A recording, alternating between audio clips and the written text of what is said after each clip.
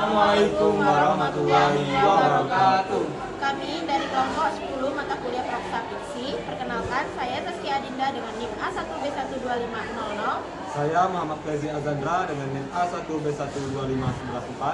Dan saya Ahmad Faza dengan NIM A1B12592.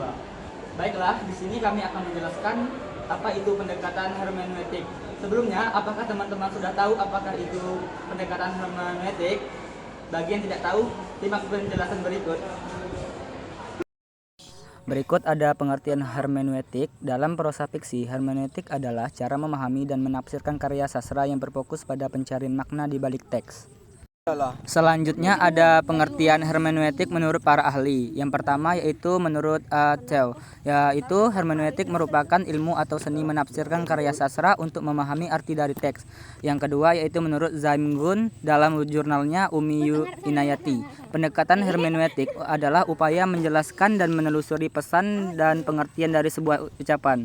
Tulisan yang tidak jelas, kabur, remang-remang, dan kontradiktif yang menimbulkan kebingungan bagi pendengar atau pembaca. Nah, dari tiga penjelasan tadi, maka dapat disimpulkan bahwasannya hermeneutik pada dasarnya adalah cara memahami dan menafsirkan karya sastra atau teks dengan menggali makna terdalam yang tidak terlalu tampak secara langsung. Hermeneutik membantu pembaca menjelaskan pesan, menelusuri maksud yang samar atau tidak jelas, serta memahami arti yang ingin disampaikan penulis. Intinya, hermeneutik adalah proses menafsirkan makna di balik teks agar pembaca dapat menangkap pesan secara lebih utuh dan mendalam. Ciri-ciri pendekatan hermeneutik.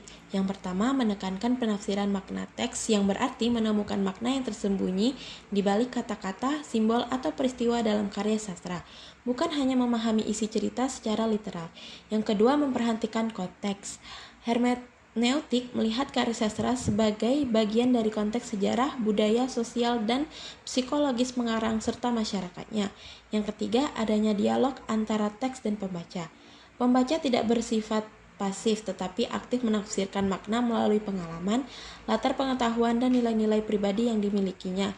Yang keempat, makna bersifat terbuka dan ganda. Pendekatan ini mengakui bahwa satu teks bisa memiliki beragam interpretasi tergantung sudut pandang pembacanya. Yang kelima, proses pemahaman bersifat dinamis. Penafsiran dilakukan secara berulang dan mendalam. Yang keenam, menyoroti nilai-nilai kemanusiaan dan moral. Hermeneutik membantu pembaca menemukan pesan moral, nilai-nilai kehidupan, serta refleksi kemanusiaan yang tersirat dalam karya sastra.